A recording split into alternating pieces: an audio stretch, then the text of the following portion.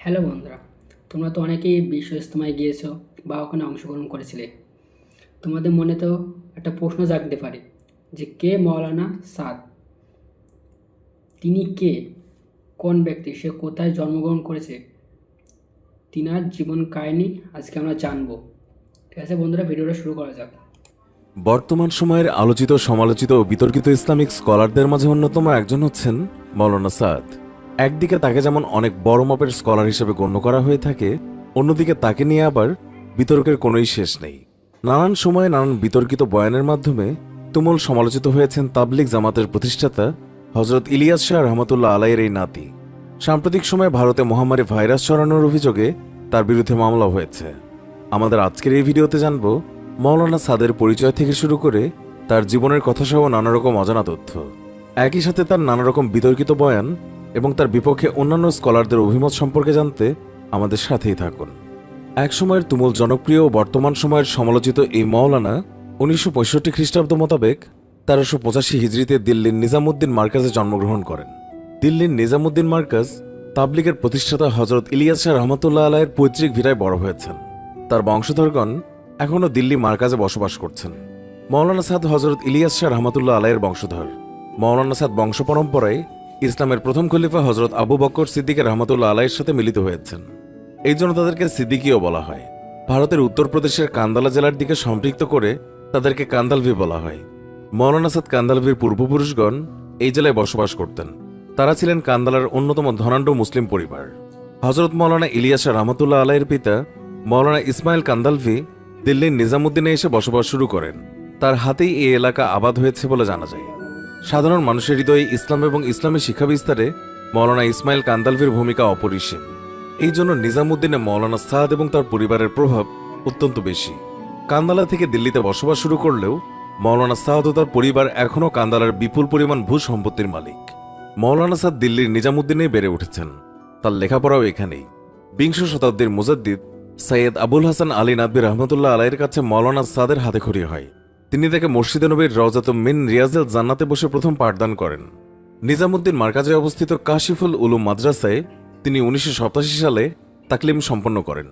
ছাত্র জীবনে তার সার্বিক নির্দেশনা এবং তত্ত্বাবধানে ছিলেন মৌলানা ইজাহারুল হাসান রহমতুল্লাহ আলাই।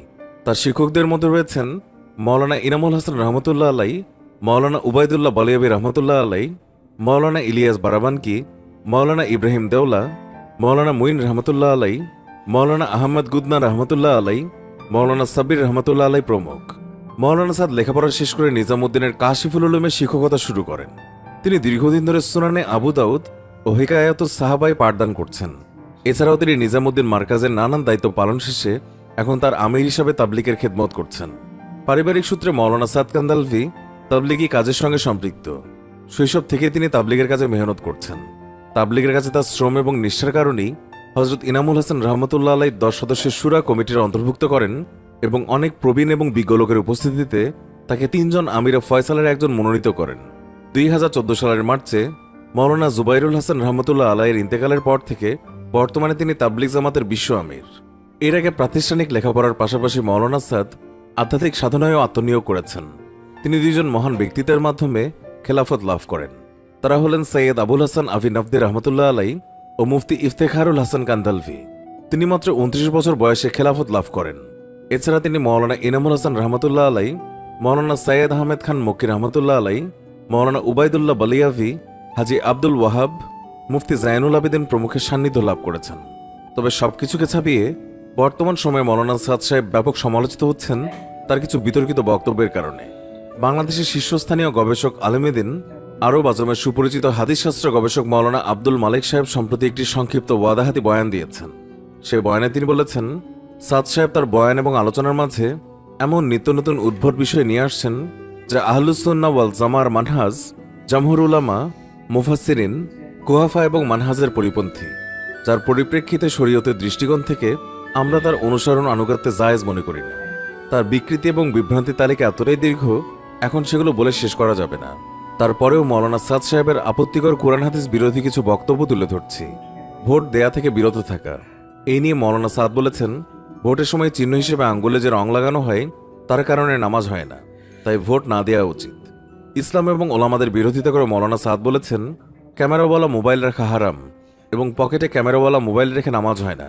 যে আলেমগণ ক্যামেরাওয়ালা মোবাইল রাখাকে জায়েজ বলেন তারা ওলামায়ে ছু। বারবার কসম খেয়ে তিনি বলেন তারা হলো ওলামায়ে ছু। এমন আলেমরা হলো গাধা গাধা গাধা। এছাড়াও জাহেলি ফতোয়া দেওয়ার কারণেও তিনি কম সমালোচিত হননি। তিনি এক বয়ানে বলেছেন, মোবাইলে কোরআন শরীফ পড়া এবং শোনা প্রস্রাবের পাত্র থেকে দুধ পান করার মতো। নাউজুবিল্লাহ। মৌলানা সাদ নিজের সীমা অতিক্রম করে হুজুরদের চরম অপমান করে একাধিকবার বলেছেন, মাদ্রাসা মসজিদের বেতন বেশ্যার উপার্জনের চেয়ে খারাপ। তিনি আরও জঘন্যভাবে বলেন, যারা কোরআন শরীফ শিখিয়ে বেতন গ্রহণ করেন তাদের বেতন বেশ্যার উপার্জনের চেয়েও খারাপ। যেই ইমাম এবং শিক্ষক বেতন গ্রহণ করেন বেশ্যারা তাদের আগে জান্নাতে যাবে। মাদ্রাসার উস্তাদরা বেতন নেওয়ার কারণে দুনিয়াবি ধান্দায় জড়িয়ে আছে। এই কারণে দিনের খেদমতের জন্যও তাদের কিছু সময় দেওয়া উচিত। কওমি মাদ্রাসা বন্ধ করার অপচেষ্টা তিনি কম করেননি। এই নিয়ে তিনি একাধিকবার বলেছেন, মাদ্রাসাগুলোতে জাকাত না দেয়া হোক। মাদ্রাসায় জাকাত দিলে জাকাত আদায় হবে না। আউলিয়াদের সঙ্গে শত্রুতা করে মৌলানা সাদ বলেছেন, রাসূলুল্লাহ সাল্লাল্লাহু আলাইহি ওয়াসাল্লামের পর কেবল 3 জন লোকের বাইয়াত পূর্ণতা পেয়েছে, আর বাকি সবার বাইয়াত অপূর্ণ। সে 3 জন হলেন শাহ ইসমাইল শহীদ, মৌলানা মুহাম্মদ ইলিয়াস ও মৌলানা মুহাম্মদ ইউসুফ। সুন্নত সম্পর্কে তার জাহিলি মন্তব্য।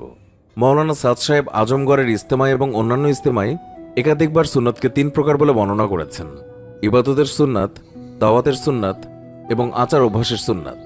মৌলানা সাদ বিতর্কিত হয়েছেন আরও অসংখ্য মনগড়া বয়ানের মাধ্যমে। তিনি বলেন, হযরত ইউসুফ আলাইহিসসালাম, তোমার প্রভুর কাছে আমার কথা বলো বলে গায়রুল্লাহর দিকে দৃষ্টি দেওয়ার কারণে তাকে অতিরিক্ত 7 বছর জেলখানায় থাকতে হয়েছে। হযরত জাকারিয়া আলাইহিসসালাম আল্লাহকে ছেড়ে গাছের কাছে আশ্রয় চাইলেন, ফলে শাস্তি ভোগ করতে হলো। মুজিজার সম্পর্ক কেবল দাওয়াতের সঙ্গে, নবুয়তের সঙ্গে সম্পর্ক নেই। হযরত মুসা আলাইহিসসালাম থেকে বড় এক ভুল হয়ে গেছে এবং তিনি এক অপরাধ করে ফেলেছেন। জামায়াত এবং কওমকে ছেড়ে তিনি আল্লাহর সান্নিধ্য লাভের জন্য নির্জনতা অবলম্বন করেছেন। হযরত মুসা আলাইহিসসালাম কর্তৃক হযরত হারুন আলাইহিসসালামকে নিজের স্থলাভিষিক্ত বানানো অনুচিত কাজ হয়েছে। হেদায়েতের সম্পর্ক যদি আল্লাহর হাতে হতো তাহলে তিনি নবী পাঠাতেন না। মৌলানা সাদ আরও বলেছেন, কোরআন শরীফ বুঝে শুনে তেলাওয়াত করা ওয়াজিব। তর্জমা না জেনে তেলাওয়াত করলে তার কেউ ওয়াজিবের গুনাহ হবে। আপনাদের কাছে সবচেয়ে বড় গুনাহ চুরি এবং জিনা। ঠিকই এটা বড় গুনাহ, তবে তার চাইতে বড় গুনাহ হল খুরুজ না হওয়া। তাই হযরত কাব ইবনে মালিকের সঙ্গে 50 দিন পর্যন্ত কথাবার্তা বন্ধ রাখা হয়। জিকিরের অর্থ আল্লাহ বা অন্যান্য তাসবিহ পড়া নয়। জিকিরের আসল অর্থ আল্লাহর আলোচনা করা। আল্লাহ তাআলার হুকুমের সমালোচনা করে মৌলানা সাদ বলেছেন, হযরত মুসা আলাইহিসসালাম দাওয়াত ছেড়ে দিয়ে আল্লাহর হুকুমে কিতাব আনতে চলে গেছেন। দাওয়াত ছেড়ে কিতাব আনতে চলে যাওয়ার কারণে 5,77,000 লোক মোরতাদ হয়ে গেল। তাবলীগের নতুন ধারা নিয়ে তিনি বলেন, আমাদের কাজের সঙ্গে লেগে থাকা সাথীরাই কেবল মৌলানা ইলিয়াস এবং মৌলানা ইউসুফ সাহেবের মালফুজাতি পড়বে, এগুলো ছাড়া অন্য কিতাব পড়বে না। জিকিরের অস্বীকার করে মৌলানা সাদ বলেন, সকাল সকাল কোরআন তেলাওয়াত করা এবং নফল নামাজ পড়ার তো একটা অর্থ বুঝে আসে, কিন্তু আল্লাহ আল্লাহ বলে জিকির করে কি অর্জন হয়? কিছুই অর্জন হয় না। এছাড়া তিনি বলেন, এই এক তাবলীগে নবুয়তের কাজ। এছাড়া দিনের যত কাজ আছে, দিনই ইলম শিখানো, দিনই ইলম শেখা, আত্মশুদ্ধি, কিতাবাদি রচনা করা, কোনোটাই নবুয়তের কাজ নয়। মৌলানা সাদ আল্লাহ সম্পর্কে মিথ্যা অপবাদ দিতেও দ্বিতীয়বার ভাবেননি। তিনি বলেন, কিয়ামতের দিন আল্লাহ তাআলা বান্দাকে জিজ্ঞাসা করবেন, তালিমে বসেছিলে কিনা, গাস্ত করেছিলে কিনা। সাহাবায়ে কেরামের ওপর মিথ্যা অপবাদ দিয়েও বলেন, প্রত্যেক সাহাবী অপর সাহাবীর বিরুদ্ধচারণই করেছেন। উল্লেখিত কোরআন হাদিস বহির্ভূত আলোচনার জন্য ওলামায়ে দেওবন্দগণ বিশ্ব মুসলিমের অন্যতম আলিমগণ তাকে ক্ষমা চাওয়া এবং তওবার আহ্বান জানান। এইসব গুমরাহী কথাবার্তার অডিও রেকর্ড দারুল উলুম দেওবন্দে সংরক্ষিত আছে গুগলেও। এখানে বানানো কোনো কথা নেই, সবই তার মুখের কথা। তাই কেউ তার অন্ধভক্ত হয়ে দয়া করে কমেন্ট বক্সে গালিগালাজ করবেন না। মৌলানা সাদ সাহেব ও তার দাদা ইলিয়াসরা রহমতুল্লাহ আলাইহি সহ আকাবির আলেমদের মেহনতে তৈরি দাওয়াত এবং তাবলীগের ময়দানে ভক্তি দেখিয়ে আম মানুষের জনপ্রিয়তা লাভ করেন। কিন্তু মৌলানা জুবাইরুল হাসান রহমতুল্লাহ আলাইহির ইন্তেকালের পরপরই মৌলানা সাদ সাহেব তার বিতর্কিত এবং আপত্তিকর মন্তব্য তুলে ধরে আসল রূপে নিজেকে প্রকাশ করেন। ব্যক্তিগত জীবনে 1990 সালে মৌলানা সাদ কান্দালভি ভারতের বিখ্যাত দ্বীনী শিক্ষা প্রতিষ্ঠান মাজাহারুল উলুম সাহারানপুরের প্রিন্সিপাল মৌলানা সালমানের কন্যাকে বিয়ে করেন। দাম্পত্য জীবনে তিনি 3 ছেলে এবং 2 কন্যার পিতা। তার বড় 2 ছেলে কাশিফুল উলুম থেকে তাকমিল সম্পন্ন করেছেন এবং ছোট ছেলে এখনও অধ্যয়নরত। প্রিয় ভিউয়ার্স, এত বিতর্কিত বয়ানের পর মৌলানা সাদকে নিয়ে আপনার মন্তব্য কি? বিশিষ্ট আলেমগণের ডাকে সাড়া দিয়ে তার তওবা করা উচিত বলে কি আপনি মনে করেন? আপনি যদি উচিত মনে করেন তাহলে অবশ্যই ভিডিওর কমেন্ট বক্সে ইয়েস লিখুন, আর দ্বিমত পোষণ করলে নো লিখে জানিয়ে দিন আপনার মূল্যবান মতামত। সেই সাথে ভিডিওটিতে অবশ্যই একটি লাইক দিন এবং অসংখ্য শেয়ার করে চারিদিকে ছড়িয়ে দিন। আর এখনও যদি আমাদের চ্যানেলটি সাবস্ক্রাইব না করে থাকেন তাহলে এক্ষুনি সাবস্ক্রাইব করে পাশে থাকা বেল আইকনটিতে ক্লিক করুন। এতে করে আমাদের নতুন ভিডিও নোটিফিকেশন সবার আগে পৌঁছে যাবে আপনার কাছে। ইসলামের আরও এমন বিশ্ববিখ্যাত ব্যক্তিদের জীবনের কথা এবং নানা রকম অজানা হ্যালো বন্ধুরা, তোমাদের মৌলানা সাদকে নিয়ে কি মতামত বা তার জীবন কাহিনী শুনলেন? তোমাদের কাছে তার জীবন কাহিনী কেমন লাগলো সেটা অবশ্যই কমেন্ট করে বলবেন। আর আমাদের চ্যানেলে নতুন হয়ে থাকলে চ্যানেলটা সাবস্ক্রাইব করে দেবেন। এরকম ভিডিও পেতে হলে চ্যানেলটা সাবস্ক্রাইব করুন তাড়াতাড়ি।